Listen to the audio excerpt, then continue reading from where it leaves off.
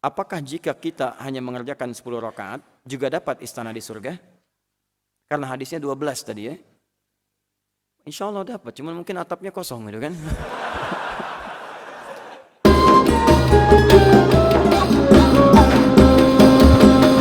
Assalamualaikum Pak Ustadz. Waalaikumsalam warahmatullahi wabarakatuh. Jika kita mengerjakan sholat rawatib, jika Anda mungkin ya 12 rakaat akan diberikan istana di surga. Dalilnya At-Tirmidzi nomor hadis 414 dari Ummu Habibah radhiyallahu taala anha, "Man shalla 12 raka'atan," siapa yang salat 12 rakaat fi yaumin wa lailatin, dia kerjakan di siang sampai malam mengiringi salat fardunya. Perhatikan baik-baik, arba'an qabla dhuhri, rumusnya 4 rakaat sebelum zuhur. Bisa kerjakan 2-2 atau langsung 4 boleh. Anda kerjakan langsung 4 rakaat, langsung 4 itu boleh. Tapi kalau kondisinya tidak memungkinkan, misal belum orang terbiasa mengetahui 4 rakaat sebelum zuhur, tahunya 2, maka Anda kerjakan 2-2, 2 rakaat, 2 rakaat. Dikhawatirkan ketika kerjakan 4 dapat penilaian berbeda dari orang lain. Siapa tuh? Iya ya, kok duluan sholat? Iya, aliran sesat kali ya? Sesat, Masya Allah. Iya. Baik, nah itu belum paham. Jadi kita bijak menyikapinya 2-2. Baik, kemudian raka'ataini ba'daha 2 rakaat setelahnya, 4 tambah 2 6. Raka'ataini ba'dal maghrib 2 rakaat setelah maghrib tambah 2 8. Raka'ataini ba'dal isya 2 rakaat setelah isya 10. Wa raka'ataini qablal fajri 2 rakaat sebelum fajar. Jadi 12. Anda kerjakan itu buniyalahunna baitun fil jannah. Buniyalahu bihinna baitun fil jannah. Dia akan dibangunkan satu rumah, satu istana di surga untuknya. Di surga untuknya. Nah, Sayyidah Maimunah, Ummu Habibah radhiyallahu taala anha, ketika mendengar hadis itu, beliau langsung bertekad pada dirinya, bima ma'na laqad azamtu nafsi alla atrukaha tula hayati. Saat saya mendengar itu, saya berjanji bertekad pada diri saya enggak akan tinggalkan selama hidup saya. Saya enggak akan tinggalkan selama hidup saya. Anda bisa kebayang enggak? Istri Nabi, keluarga Nabi, dijamin surga, surga bersama Nabi, masih mau bertekad mengerjakan itu. Dan masih mendambakan punya rumah di surga. Khusus, spesial. Dan sahabat ketika mendengar kalimat itu, yang lain mengatakan kami pun bertekad tidak akan meninggalkannya selama hidup kami. Jadi kalau kita ingin mengukur diri kita, coba bandingkan dengan yang para mulia itu. Teman-teman, bandingkan. Kalau kita merasa kurang amalannya dari mereka, maka kita yang harus lebih bersemangat untuk mengejar mereka. Paham ya? Sekarang apa pertanyaannya? Apakah jika kita hanya mengerjakan 10 rakaat juga dapat istana di surga? Karena hadisnya 12 tadi ya.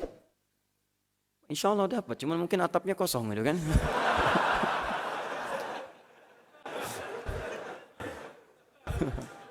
Allahumma shalli ala Muhammad. Karena kan tadi bangunannya tuh, ada pondasinya 4 rakaat sebelum zuhur kan. 2 rakaat setelahnya ada bidang-bidangnya. 2 rakaat kemudian setelah maghrib ada bagian lainnya. Rakaat ba'da isya ada gentengnya. Rakaat sebelum subuh ada bagian keindahan ornamennya itu kan. Kalau ilustrasi demikian. Misal, karena di masjid, nah ini dia poinnya. Karena di masjid lingkungan saya jarak antara adzan zuhur ke iqamah pendek sekali sehingga ketika qabliyah zuhur hanya bisa dikerjakan 2 rakaat, tidak bisa 4 rakaat. Teman-teman, berita baiknya bagi Anda di Al-Bukhari dari Abu Hurairah radhiyallahu taala anhu. Beliau menyampaikan, lihat, qala Rasulullah sallallahu alaihi wasallam, satu kali Rasulullah sallallahu alaihi wasallam bersabda, "Idza maridal 'abdu aw safar kutiba lahu mithla ma kana 'alaihi muqiman sahiha." Jika seorang hamba terbiasa mengerjakan amalan yang sempurna, kemudian dia punya uzur, bisa uzurnya sakit atau kondisi tertentu atau bahkan safar, yang dengan itu tidak bisa mengerjakan amalan rutinnya dengan sempurna, maka ketika dia kerjakan di luar kebiasaannya, pahalanya tetap dituliskan sempurna. Kami datang ke sini, safar dari Bekasi sampai ke sini, tiba-tiba di perjalanan kilometer 57, masuk waktu zuhur teman-teman. Cuaca kemudian nyaman, tapi keadaan masih macet. Kami datang di situ, tunaikanlah kemudian zuhur dengan asar, jamak qasar. Zuhur 2 rakaat, asar 2 rakaat. Masih ada peluang masih terbentang luas untuk mengerjakan salat sunnah. Kerjakan tidak? Tidak. Jangan terlampau soleh. Ya. Kenapa? Karena yang fardu aja dikurangi. Masa mau mengerjakan yang sunnah? Zuhur kan 4 jadi 2 kan? Asar 4 jadi 2. Yang fardu dikurangi. Saat Anda mengurangi 4 jadi 2 karena dibenarkan dan ada uzur syar'i, maka pahala tetap dituliskan 4 untuk Anda. Tapi yang spesial, karena Anda terbiasa mengerjakan sholat sunnah misalnya, kondisi itu nggak bisa Anda kerjakan, pahala sholat sunnah pun tetap diberikan kepada Anda. Tadi kondisi Anda, biasa 4, dekat rumah itu kemudian pendek waktunya, tiba-tiba saya kerjakan 2, dituliskan tetap 4 bagi Anda, pahala sempurna. Oh kalau gitu saya biasakan kesini aja deh yang 2, Masya Allah. Ditulisin 4, berubah keadaannya pada saat itu. Maka dapatlah istana tanpa genteng di atasnya. Paham ya? Dan yang paling membahagiakan tentang hadis ini itu perempuan. Perempuan tuh uzurnya ada di situ, terutama uzur haidnya. Perempuan dalam keadaan sucinya, dia sholat fardu, dia sholat sunnah, dia baca Quran, dia bersedekah, macam-macam. Itu begitu tiba masa haidnya, dia tidak bisa mengerjakan amalan rutinnya, tapi pahala dituliskan seluruhnya untuknya. Sholat sunnahnya, bacaan Qurannya. Makanya rugi. Akhwat yang di bawah ini atau pemirsa dimanapun Anda berada yang akhwat, rugi kalau Anda masa-masa suci ya, tidak memaksimalkan amalan, lantas saat haid ya cuma dituliskan amalan fardu aja, rugi. Karena masa itu tuh terbatas. Kalau sudah tiba menopause ya nggak ada jeda itu lagi, sama dengan laki-laki umumnya. Makanya yang ikhwan, yang suaminya itu ingatkan, mah ayo mah ngaji, mah bangun yuk malam tahajud yuk, ayo bismillah maksimalkan. Bantu dia supaya dia bisa ke surga. Jangan soleh sendirian, bantu. Karena ketika dia ke surga, dia bisa menggandeng Anda. Dengan bagian-bagian kemuliaan itu. Ada di Quran surat 13, ayat 23 sampai 24-nya. Anda bisa dapatkan itu. Jadi kalau Anda kompak kerjasama dan paham bahwa istri Anda itu mitra yang menyempurnakan untuk ke surga, kita bisa memperlakukan dengan luar biasa indahnya. Makanya banyak hadis-hadis, itu termasuk ini. Mengajak kita kompak untuk saling mengingatkan ke surga. Saya sering sampaikan kalimat ini. Saya tidak tahu sih saya melihat atau tidak malam ini. Tapi kadang-kadang kalau tidur, saya suka lihat wajahnya. Wajah istri saya, wajah anak saya. Lihat satu-satu. Pulang malam, kadang mereka sudah tidur. Saya perhatikan. Masya Allah, duhai, kalian tenang sekali tidurnya. Pertanyaannya, kita sama-sama di surga enggak? Maka itu ketika kita perhatikan, dia kadang air mata mengalir.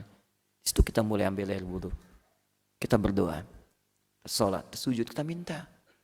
Ya Allah, hadirkan ketenangan bagi kami di surga. Ya Allah, berikan kesempatan menggandeng istri saya. Berikan kesempatan menggendong anak saya. Hadirkan kebahagiaan itu lebih dibandingkan saat saya bahagia dengan anak saya di dunia, ya Allah. Kita kenang saat kita pulang dia menjemput di depan. Bahkan dalam usia 3 tahunnya, dia menyambut di depan. Buya, Masya Allah. Senyumnya, bawanya. Teringat satu ketika istri kami mengatakan, Buya mungkin capek kak. Kakak tunggu dulu ya. Buya pegal dulu, istirahat dulu. Kalau bisa kakak pijitin. 3 tahun dia datang menyambut depan pintu. Dia pertaruhkan siangnya untuk tidur, malamnya untuk menyambut. Di depan pintu dia datang. Ya, capek ya? Ayo datang, kakak pijit dulu ya. Ayo Buya berbaring. Pijit. Enak ya? Iya. Nyaman ya? Iya. Bobo ya? Begitu 1 menit, ya bangun, main bola yuk. Masya Allah.